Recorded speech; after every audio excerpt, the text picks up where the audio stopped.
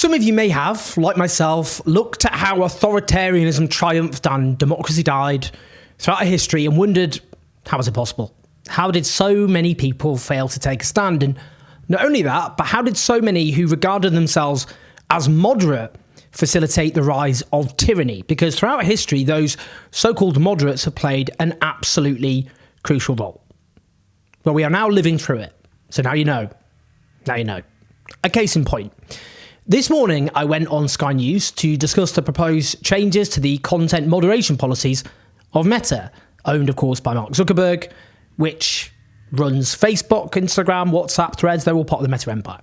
Now, this is something I'm particularly interested in. Last week, when it was announced that a Trump supporter was taking over from, slightly surreal, in terms of what's happened in the last few years, Britain's former Deputy Prime Minister Nick Clegg as Meta's head of policy, I pitched an article to The Guardian, wrote it over the weekend, it was published yesterday, just as Mark Zuckerberg announced his changes to moderation policies.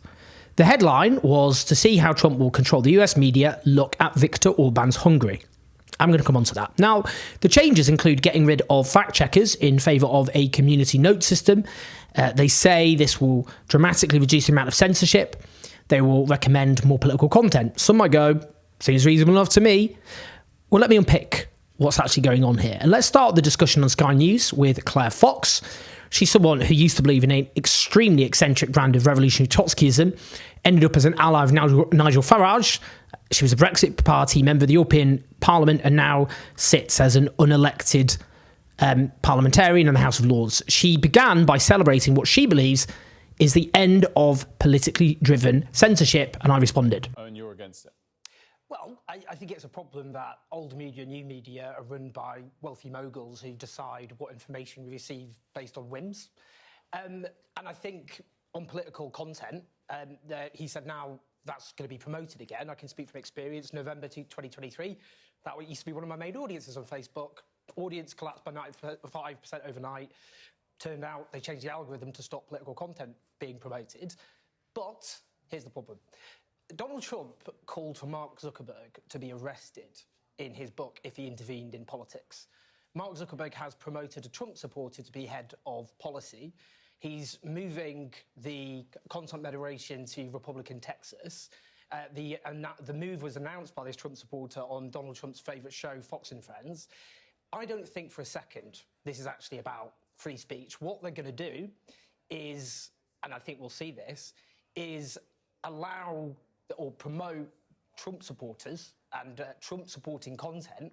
If you look at, for example, a recent study by the BBC into content moderation on Israel and Palestine, in fact, just quickly, I'm going to honestly let you respond, I promise. Meta, what they did is they suppressed Palestinian content, but Israeli content didn't have that impact. Do I think that's going to change? No. And I think what we're going to see now is lots of extreme pro-Trump content being allowed and promoted because Mark Zuckerberg literally is under threat of arrest by the president-elect. So, undoubtedly, I've got no idea what the motivations of Zuckerberg, and one can be cynical, and that's fair enough.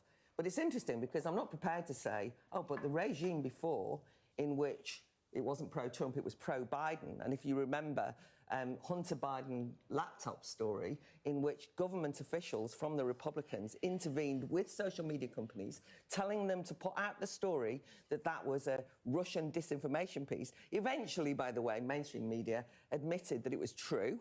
This is Hunter Biden, by the way, who's just been let off, given a pardon by his father. You know, there is corruption in politics, I agree. But it's just this idea that it's going to be terrible now because it'll be Trump supporters getting the publicity. Before it was Biden supporters. And, by the way, removing the content moderators from California to Texas is an interesting move. But the idea that California was a good idea, you know, that bubble in which only one set of views was allowed. And, for example, to use your example, if you posted anything that was, for example, gender critical, on Facebook, it was removed or you got censored. If you posted, and he admitted this, Zuckerberg, right? He actually said debates around immigration were not appropriate. That is a suppression of democratic debate and discussion. But there will be things that will go on Facebook as they go on X at the moment, that I don't like, that are unpleasant, but Claire, are disputed. Yeah, but the point, look, Donald Trump has actually come out and said, he was asked, do you think your threat of, and he said, Mark Zuckerberg would spend the rest of his life in prison. Let me finish. The rest of his life.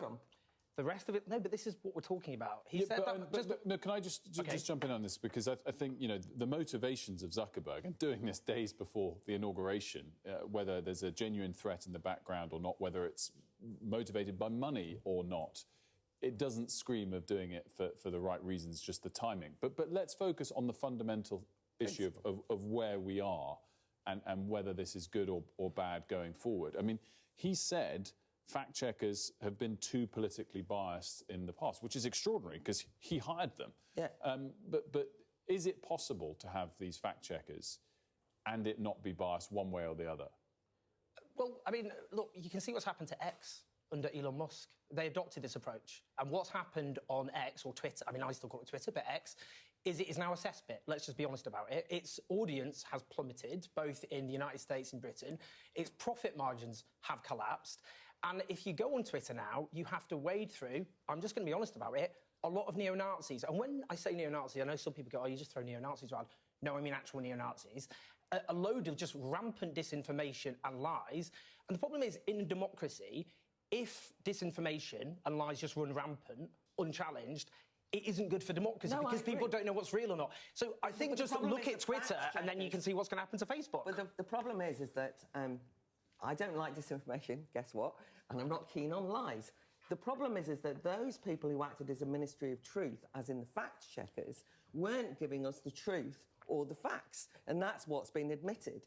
And so consequently, I would prefer to trust the users of those sites to be able to wade through a lot of trash, I agree, in order to make their minds up. And the point about community notes is that it gives people an opportunity to challenge. Now, what happened before was that you were basically told, if the fact checker said this is not a fact and removed it, and you challenged it, you were then accused of disinformation and being one of those neo-Nazi liars who was probably working for the Russians. It was all very confusing. But one way or another, you were smeared. But Claire, this way, a dispute can occur. And I think that a healthy part of democracy is hearing a wide range of voices and working out who the neo-Nazis are and who the people who are just labelled far-right for political weaponisation. Here's why I think it's sinister. This is why it's sinister. Donald Trump, as I've said, has said that he... Let me just explain, because I think this is about what I don't... Because I don't accept the premise of where this is going to go, because I don't think this is about free speech.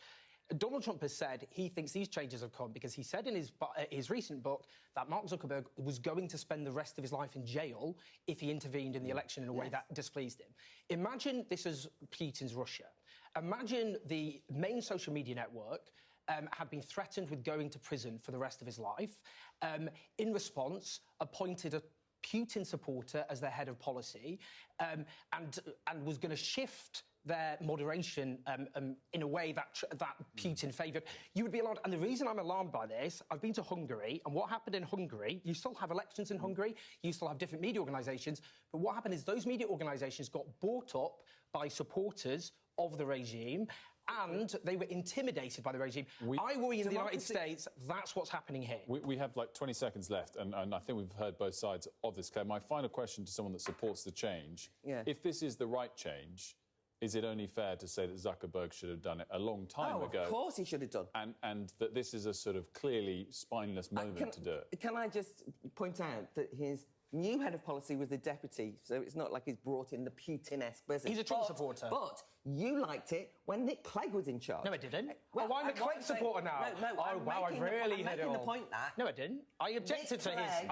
was a censor. You know what we need to do with these? I'm glad to see the censors. It was Palestinian voices that were suppressed. I didn't like that. We need to have our QR codes. Let me just circle back to a fundamental point here. In his latest book, President-elect Donald Trump claimed that Zuckerberg plotted against him in the 2020 election. He said in that book that Zuckerberg would spend the rest of his life in prison if he did it again. He's now declared that Zuckerberg is probably responding to his previous threats by changing the direction of Meta. Zuckerberg has handed Donald Trump, now, as well as dining with him at Mar-a-Lago, a $1 million donation. Meta's new head of policy is a Trump supporter. Meta's content moderation team is relocating to Texas, whose government is a hardcore right-wing Trump-supporting Republican, the governor, that is. And yet the discussion across the Western media is all framed around free speech. Is free speech a good thing or not? That's the framing. Framing which, obviously, Donald Trump is perfectly happy with. If this was happening in another country like Russia, is that how Western media outlets would be framing all the information I just told you?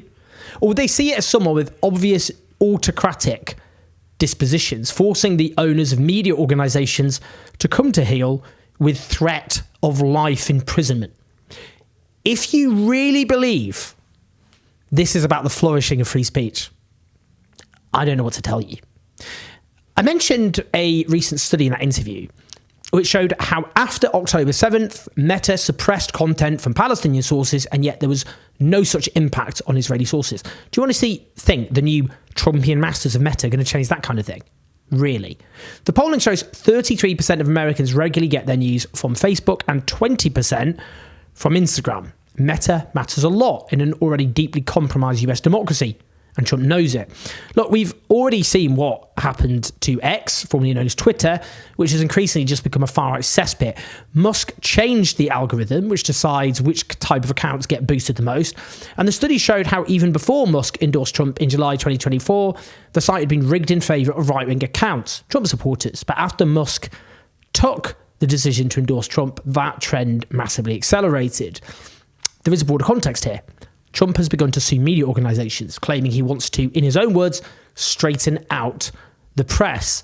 And Musk is threatening to do the same, and they've got very deep pockets. This will have a chilling effect. Before the election, both the Washington Post and Los Angeles Times declined to endorse any candidate, going against their history of doing so, which is widely understood as driven by fear of Trumpian retribution. Trump has threatened to prosecute or punish perceived opponents more than 100 times in public since he began his presidential campaign in 2022. His pick for FBI Director Kash Patel has drawn up what critics describe as an enemies list. What investigations will be launched against media organisations and journalists and individuals, politicians? I would imagine a series of vexatious suits. There are other factors. Look how Musk is using his massive platform to go after individuals who then get deluged with death threats. This is known as stochastic terrorism, and it will also lead to fear and self-censorship. Now, Donald Trump is significantly more extreme than he was in 2016, far more vengeful, and surrounded by more extreme people. He's much stronger in terms of the Supreme Court and both houses of Congress.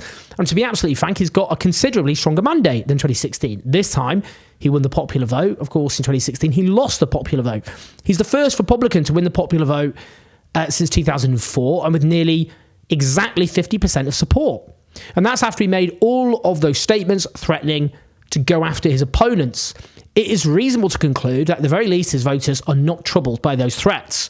Maybe they embrace them, some of them at least, and Trump may rationally conclude that shows he's got a mandate to suppress his opposition, including finding ways to lock them up.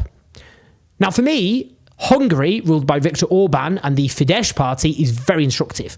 Fidesz used to be a conventional centre-right party. I mean, Orban used to call himself an agnostic liberal. He was vice president of the Liberal International. What happened? Fidesz radicalised in power. It veered off to the far right with a brand of politics obsessively targeting migrants, LGBTQ people, and so on. Orban imposed various measures, filling the constitutional court with his cheerleaders, purging civil servants, redrawing electoral boundaries, and instituting laws targeting civil society, including a so-called Protection of National Sovereignty Act, which goes after NGOs and media organisations with the threat of fines and prison if they're judged to be under foreign influence. But look what happened to media organisations in particular. They weren't taken over by diktat. I mean, it's true, the regime placed the state broadcaster under the control of loyalists, which dissidents in Hungary rightly call a propaganda machine. But business people close to Orban simply bought up media organisations, which then shifted their editorial positions in favour of the regime. Subtle, if you like. No tanks in the streets, no shooting squads, no mass imprisonment. But Hungary is no longer a democracy, not in a meaningful sense. The substance of democracy was just hollowed away, leaving the trappings just for show. For those who say this can't possibly happen in the United States, It's got a long history of democracy and a deeply embedded democratic culture in a way that Hungary simply doesn't. It's got strong checks and balances. Well, those checks and balances have been severely weakened. Look at the Supreme Court. And democratic culture in the US is evaporating under Trumpian assault. The multiple threats by the president-elect to lock up his opponents a few years ago would be seen as outrageous, terrifying. A threat to the very foundations of democracy. Now, barely raises an eyebrow, barely provokes a shrug. Seems almost completely normal now, doesn't it? I'll tell you this, having gone to Hungary, having interviewed dissidents and written a lot about it, Trump is significantly more extreme than Orban, and his rhetoric is more authoritarian and threatening. And yet look at how the Western media frames all of this as about free speech, stripping away all the crucial context. I don't know if even the flawed democracy that reigns in the United States is going to survive. But if it dies, I can see very clearly how it's going to happen. And I can see very clearly what the role of the media will be. The left as a whole has got to get a grip on this. Build our own media platforms before it's too late. Well, with that wake-up call, please like and subscribe. Leave your thoughts, your comments. Press like and subscribe and leave comments because it's good for the algorithm. We're expanding and relaunching patreon.com/OwenJones84 if you want to be part of that. The podcast as well, all of that, you'll see. An expanding empire. But also, I'm going to try and encourage a broader ecosystem because we need more voices. So we've got lots of projects to go. Let's see how it goes. Speak to you in a bit.